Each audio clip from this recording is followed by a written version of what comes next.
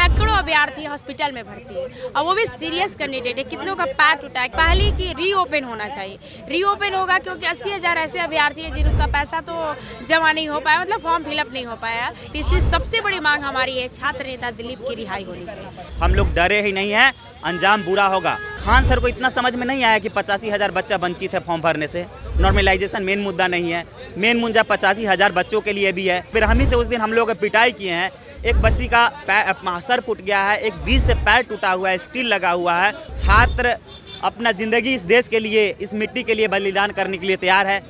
BPSC के द्वारा 70वीं परीक्षा का आयोजन किया जा रहा है, जिसको लेके पिछले दिन जो बीपीएससी अभ्यर्थी जो हैं वो रोड पर उतरे थे।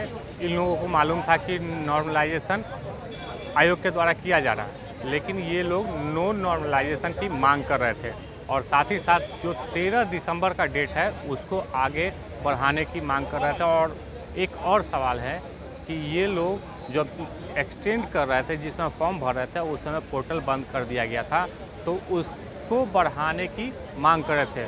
और लेकिन 2 दिन पहले आयोग ने नॉर्मलाइजेशन की मांग को मान लिया गया है और कह दिया गया कि नॉर्मलाइजेशन नहीं होगा। लेकिन आज फिर से बीपीएससी शिक्षण जो अभ्यर्थी हैं वो आ गए हैं बीपीएससी कार्यालय के ठीक सामने और ये सब मांग कर रहे हैं कि जो एक्सटेंड हुआ है, नॉर्मलाइजेशन तो हो चुका है, लेकिन जो 13 दिसंबर का समय है एग्ज़ाम का वो आगे बढ़ाया जाए। यानी आज से 5 दिन के बाद एग्ज़ाम है, तो ये सब कई तरीके उसमें तर्क दे रहे हैं कि ये जो छात्र हैं, दूर से आने वाले लोग हैं, वो नहीं पहुंचेंगे। और साथ ही साथ जो फॉर्म नहीं भरे हैं उनको लेके ये सब कह रहे हैं कि जो फॉर्म का जो पोर्टल है उसको खोला जाए जल्द से जल्द। उसमें हम जो अभ्यर्थी हैं, जो बाकी बचे लगभग लाख अभ्यर्थी हैं, वो फॉर्म भर सके, उसकी मांग को लेके ये सब डेलीगेशन अंदर गई है चेयरमैन से बातचीत करने के लिए। लेकिन यहाँ पर जो और लोग हैं, जो अभ्यर्थी हैं, उनसे भी बात करने का प्रयास करेंगे कि और क्या क्या मांग है इनके पास, ये सब हम बात कर रहे हैं। और कुछ लोग यहाँ पर आए हुए हैं। आप अभ्यर्थी हैं? यहाँ पर नो नॉर्मलाइजेशन की मांग कर रहे थे, वो तो आयोग मान ली, लेकिन आप लोग समय मांग रहे हैं एग्ज़ाम का, आखिर क्या? सर एग्ज़ाम का समय इसीलिए मांग रहे हैं कि मेरा साथी सबका जितना आंदोलन जो हुआ और उसमें बहुत लड़का सबका पैर टूट गया है, किसी का कपार फट गया है। एक लड़का का न्यूज़ में ही देखे हैं, लिगामेंट टूट गया उसका पैर का। कम से कम उसको 1 मंथ से ऊपर लगेगा समय, उन्हें कम से कम 1 मंथ सर बढ़ा दिया जाए टाइम। और 93,000 स्टूडेंट है, इतना नॉन सीरियस थोड़ी हो सकते हैं सर। 5-10 हज़ार नॉन सीरियस होंगे। अभी भी देखिए कितना सारा भीड़ है। इसीलिए सर हम आयोग से मांग करेंगे कि कम से कम टाइम बढ़ा दिया जाए, रीओपन कर दिया जाए और एडिट का ऑप्शन दिया जाए।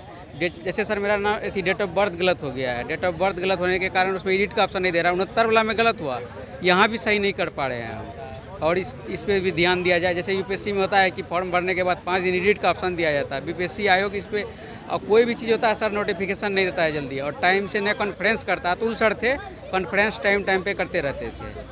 तो ये सब जो एग्ज़ाम का डेट है उसको बढ़ाने की मांग कर रहे हैं। लेकिन और सब कुछ अभ्यर्थी हैं, उनसे भी बात करेंगे कि इन लोग जो कह रहे हैं कि एग्ज़ाम का डेट बढ़ाया जाए, तो इनसे बात करेंगे। मैडम, आप लोग जो पहले 2 दिन पहले जो मांग कर रहे थे नॉर्मलाइजेशन, आयोग ने तो बात मान लिया, लेकिन अब आप लोग एग्ज़ाम का डेट आगे बढ़ाने की मांग कर रहे हैं। आखिर ये क्यों हो?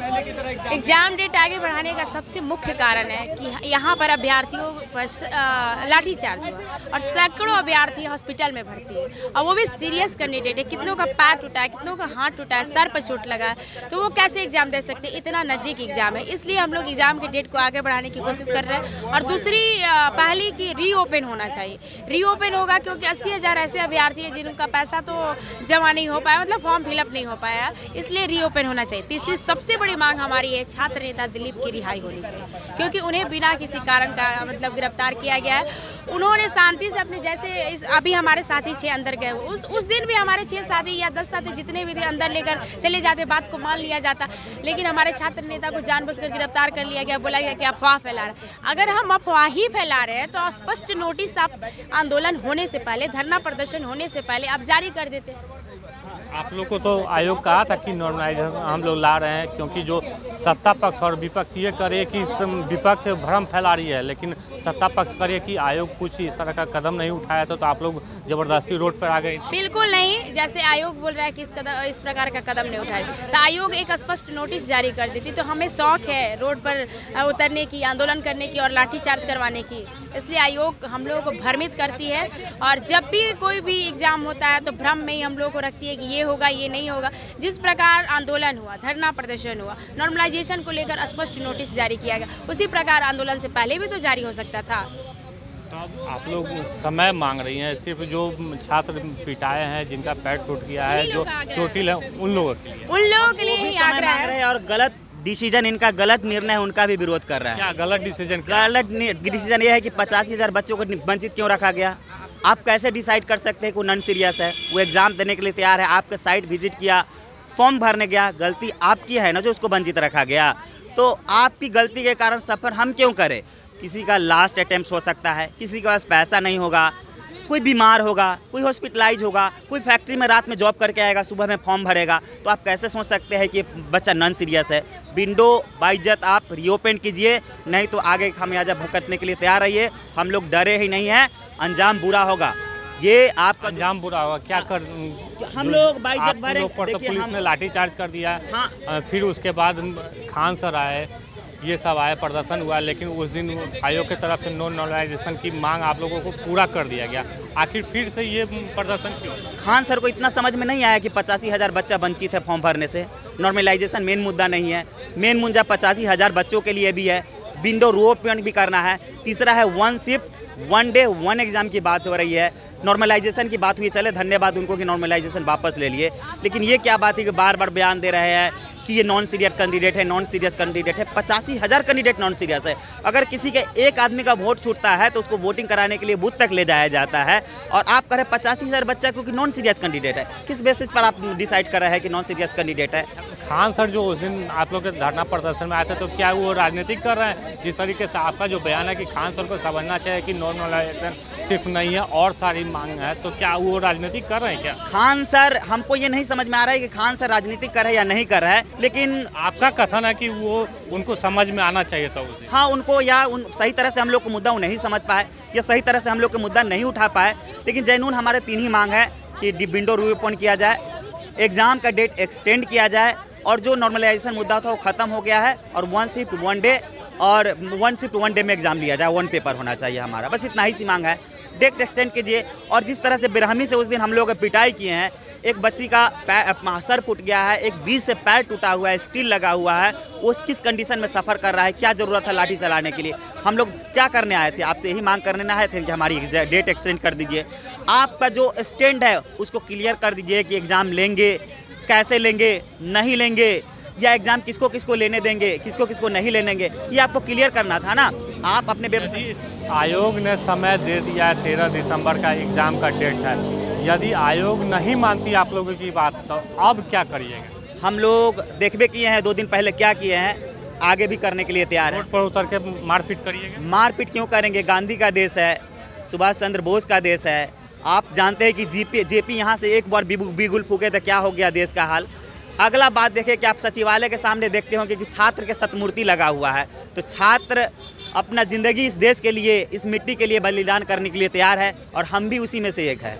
नहीं आयोग मानती है तो आप लोग रोड पर उतरिएगा, आपका कथन यही है? बिल्कुल। हम लोग जो जिस तरह से गांधी मांग कर रहे थे इस देश में अपने हक के लिए, अपनी आज़ादी के लिए, हम भी मांग करेंगे रोड पर। हमारा जन्मसिद्ध अधिकार है। हमको कॉन्स्टिट्यूशन, हमारा संविधान ने अधिकार दिया है कि आप मतलब एक मतलब अहिंसक तरह से, मतलब हिंसक तरह से ना अहिंसक तरह से आप अपना बातों को रख सकते हैं। हम रखने आएंगे। हम नीतीश कुमार से मांग करने जाएंगे, आयोग से मांग नहीं करेंगे। नहीं होगा तो आगे हम लोग प्रधानमंत्री तक भी जाएंगे। देखिए, ये सब स्टूडेंट है, ये कह रहे हैं कि आयोग नहीं बात मानती है तो हम लोग नीतीश कुमार से मांग करेंगे, नहीं तो प्रधानमंत्री तक मांग करेंगे। लेकिन ये सब का जो मुद्दा है कि जो छात्र प्रदर्शन के दौरान पिटाए, यानी उनको चोटिल होना पड़ा, किसी का सर फूटा तो किसी का पैर टूटा, तो उनकी मांगों को लेके ये 13 दिसंबर का जो समय है एग्ज़ाम का, उसको आगे बढ़ाने, रीओपन विंडो करने, जो छात्र स्टूडेंट रजिस्ट्रेशन से वंचित हो गए हैं उनको समय दिया जाए। साथ ही साथ इन्होंने खान सर पर भी अपना गुस्सा उतारा है कि जिस दिन प्रदर्शन हो रहा था, लाठीचार्ज हुआ था, उस दिन खान सर गए हुए थे धरना प्रदर्शन में, तो सिर्फ नॉर्मलाइजेशन की मांग कर रहे थे, लेकिन नॉर्मलाइजेशन जो आयोग की तरफ से जो लेटर निकाला गया उसमें इन लोगों को आश्वासन मिला, लेकिन खान सर को समझना चाहिए था कि सिर्फ नॉर्मलाइजेशन नहीं है और इसका जो डेट है, डेट को आगे बढ़ाया जाए, रीओपन विंडो किया जाए। तो ये सब इनकी बात नहीं मानती है आयोग, तो ये सब आगे रोड पर भी उतर सकते हैं। आलोक कुमार, 10वीं, पटना।